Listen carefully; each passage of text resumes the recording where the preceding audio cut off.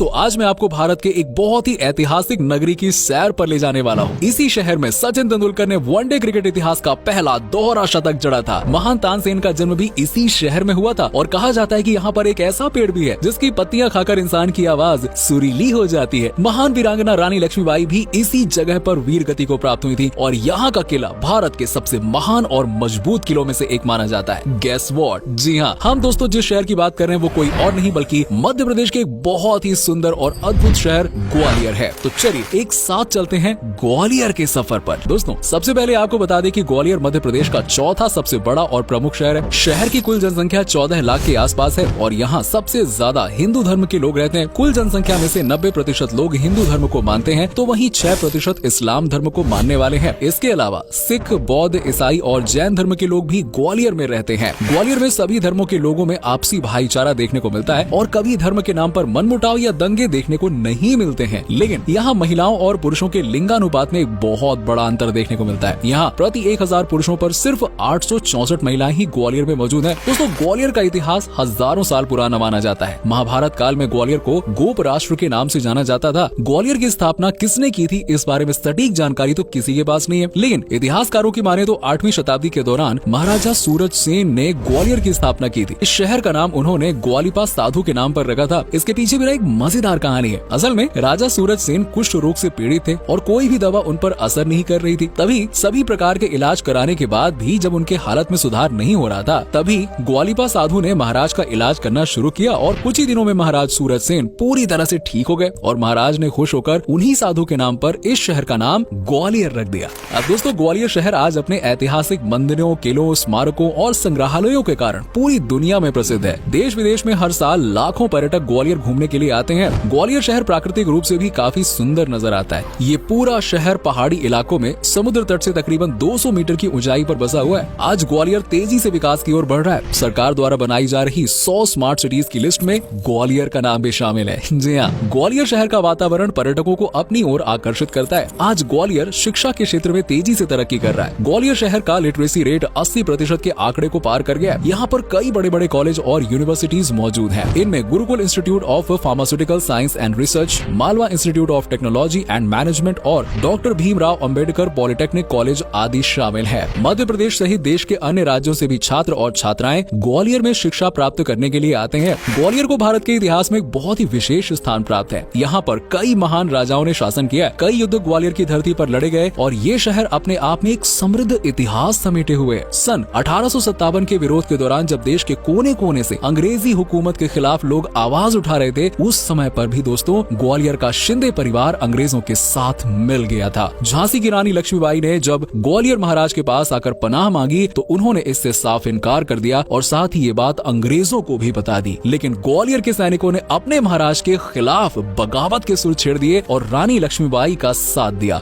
और बाद में रानी लक्ष्मीबाई और अंग्रेजों की सेना के बीच एक भयंकर युद्ध हुआ और इस युद्ध में रानी लक्ष्मीबाई को जीत प्राप्त हुई। आज भी रानी लक्ष्मीबाई की बहादुरी के किस्से देश विदेश में मशहूर है। ग्वालियर में 18वीं शताब्दी के अंत से सिंधिया परिवार ने राज करना शुरू किया और इससे पहले यहाँ पर हिंदू, तुर्क, अफगानी, मराठा और मुगल शासकों ने राज किया। आज के मॉडर्न ग्वालियर की स्थापना का श्रेय राणोजी राव सिंधिया को जाता है। कई बड़े संत, संगीतकार और कवियों ने ग्वालियर की धरती पर जन्म लिया है। अपने सुर से पूरी दुनिया को मंत्रमुग्ध कर देने वाले महान संगीतकार तानसेन का जन्म ग्वालियर में ही हुआ था। वो अकबर के दरबार में 9 रत्न में से एक थे। कहा जाता है कि तानसेन की आवाज सुनने के लिए इंसान तो क्या जानवर भी ठहर जाया करते थे। उनकी आवाज सुनकर इंद्र देवता भी प्रसन्न होकर बारिश की बौछार कर दिया करते थे। दोस्तों तानसेन के बारे में एक किस्सा भी मशहूर है। असल में तानसेन की कब्र के पास एक इमली का पेड़ है। ये पेड़ 600 साल से भी ज्यादा पुराना बताया जाता है और कहा जाता है कि तानसेन 5 साल की उम्र तक बोलना नहीं सीख पाए थे। उनके पिता को बहुत चिंता हुई और वो उन्हें मोहम्मद गौस के पास लेकर गए। मोहम्मद गौस ने एक इमली के पेड़ से कुछ पत्तियां तोड़कर तानसेन को खिलाई और इसके बाद न सिर्फ वो बोलने लगे बल्कि अपनी सुरीली आवाज के दम पर अलग ही पहचान बनाई। मोहम्मद गौस और तानसेन दोनों के ही मकबरे ग्वालियर में पास पास बने हुए हैं और यहीं पर वो मशहूर इमली का पेड़ भी लगा हुआ है। हर साल बड़ी संख्या में लोग इस पेड़ को देखने आते हैं और खास तौर पर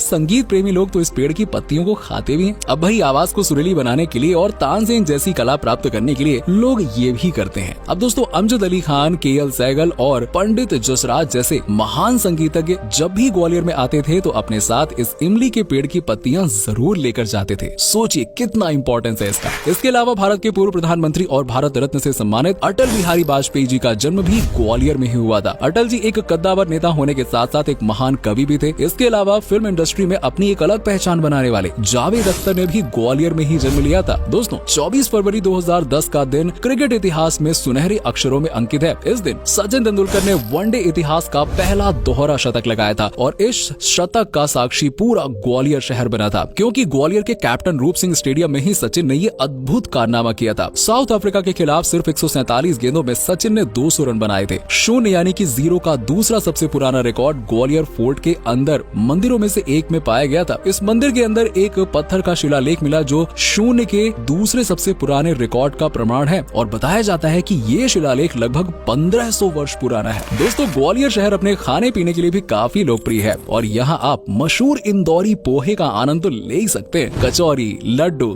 पेठा, गिलोरी और पनीर जलेबी जैसी कई स्वादिष्ट पकवान और डिश आपको यहाँ खाने के लिए मिल जाएंगे। इसके अलावा नॉर्थ इंडियन से लेकर साउथ इंडियन तक लगभग सभी प्रकार का खाना आपको ग्वालियर के मशहूर रेस्टोरेंट्स में आसानी से मिल जाएगा। ग्वालियर शहर जाएं और वहाँ जाकर शॉपिंग न करें, ऐसा कैसे हो सकता है यार। ये शहर अपने महेश्वरी और चंदेरी सिल्क की साड़ियों के लिए बहुत प्रसिद्ध है और साथ ही साथ आपको यहाँ पर शानदार हैंडीक्राफ्ट का मटेरियल भी किफायती दामों में मिल जाएगा। और अगर ग्वालियर में आपको ज्वेलरी की शॉपिंग करनी है तो आप यहाँ के मशहूर सराफा बाजार जा सकते हैं। इसके अलावा बड़ा मार्केट, नजरबाग मार्केट, पटंकर बाजार भी शॉपिंग के लिए अच्छी जगह है। ग्वालियर में साल भर कई प्रकार के त्योहार और इवेंट्स आयोजित किए जाते हैं। यहाँ पर नवंबर के महीने में तानसेन संगीत समारोह का आयोजन किया जाता है, जिसमें देश विदेश के कई ख्याति प्राप्त कलाकार अपनी प्रस्तुति प्रदान करने के लिए आते हैं। साथ ही शहर में टूरिज्म को बढ़ावा देने के लिए कई फेस्टिवल का आयोजन सरकार द्वारा किया जाता है और भावभूति समारोह, रंग पंचमी और ग्वालियर ट्रेड फेयर का आयोजन भी ग्वालियर में बड़े ही धूमधाम से किया जाता है। दोस्तों ग्वालियर शहर घूमने के लिए बहुत ही शानदार शहर माना जाता है। यहाँ पर कई प्रसिद्ध स्मारक और ऐतिहासिक महल बने हुए हैं और इनमें ग्वालियर फोर्ट सबसे ज्यादा मशहूर है। इसकी गिनती देश के सबसे बेहतरीन किलों में की जाती है और ये किला बेजोड़ आर्किटेक्चर का एक बहुत ही शानदार नमूना पेश करता है। हाँ, लेकिन किले तक पहुँचने के लिए आपको थोड़ी सी चढ़ाई जरूर चढ़नी पड़ेगी। रास्ते में पर्वतों के किनारे आपको जैन धर्म से संबंधित कई प्रतिमाएं बनी हुई नजर आएंगी, जिन्हें पहाड़ों से काट कर बनाया गया। अपने आप में ये सभी कलाकृतियां और मूर्तियां काफी शानदार नजर आती हैं। ग्वालियर फोर्ट कई अलग अलग हिस्सों में बटा हुआ है। इसका निर्माण 3री शताब्दी के दौरान कराया गया था। आपको बता दें कि मन मंदिर पैलेस पूरे किले की सबसे खूबसूरत जगह है, जिसका निर्माण राजा मान सिंह ने कराया था। लेकिन इस खूबसूरत जगह को औरंगजेब ने अपने काली करतूतों से गंदा कर दिया। मुगलों ने इसे कैद खाने में तब्दील कर दिया और यहाँ पर कैदियों को कोड़े मारने की सजा दी जाती थी और फांसी पर लटका दिया जाता था।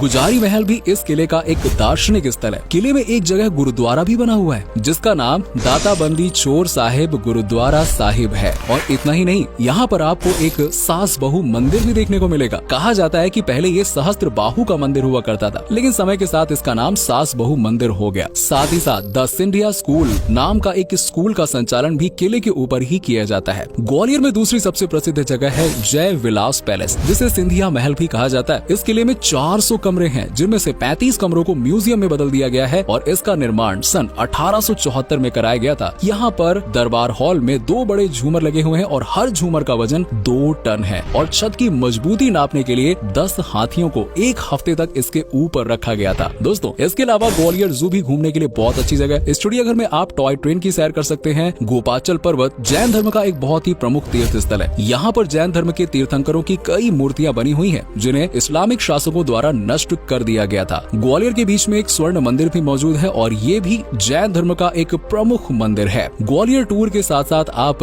माधव नेशनल पार्क की सैर के लिए भी जा सकते हैं। इनके अलावा tomb of Tansen, Italian garden, Surya मंदिर, tiger dam, Usha Kiran palace और रानी लक्ष्मीबाई मेमोरियल, यहाँ तो बिल्कुल जाइएगा। ऐसी जगहों पर आप ग्वालियर में घूमने के लिए जा सकते हैं। आज ग्वालियर सड़क, रेल और हवाई मार्ग से भारत के सभी बड़े शहरों और राज्यों से जुड़ा हुआ है। ग्वालियर जंक्शन शहर का प्रमुख रेलवे स्टेशन है और ये शहर दिल्ली से तकरीबन 350 किलोमीटर और राजधानी भोपाल से 450 किलोमीटर की दूरी पर स्थित है। राजमाता विजय राजे सिंधिया एयरपोर्ट ग्वालियर का एकमात्र एयरपोर्ट है। ग्वालियर घूमने का सबसे अच्छा समय फरवरी से मार्च के महीने का माना जाता है। अगर आप कम बजट में कुछ शानदार जगहों का दीदार करना चाहते हैं तो ग्वालियर आपके लिए बिल्कुल परफेक्ट डेस्टिनेशन है। आपको ये बहुत ही किफायती दामों में होटल और धर्मशालाएं मिल जाएंगी। ग्वालियर घूमने के लिए 2 दिन का समय बहुत सही है। दोस्तों ये था भारत के बहुत ही खूबसूरत और शानदार शहरों में से ग्वालियर। उम्मीद करता हूँ कि आपको ये हमारा एपिसोड पसंद आया होगा। आप में से अगर कोई ग्वालियर या फिर मध्य प्रदेश से है तो हमें जरूर बताना। वैसे अगर नहीं है तो तो जरा बताइए कि क्या कभी आप गए हो ग्वालियर, और गए हो तो आपका एक्सपीरियंस कैसा रहा, ये भी हमारे साथ में जरूर शेयर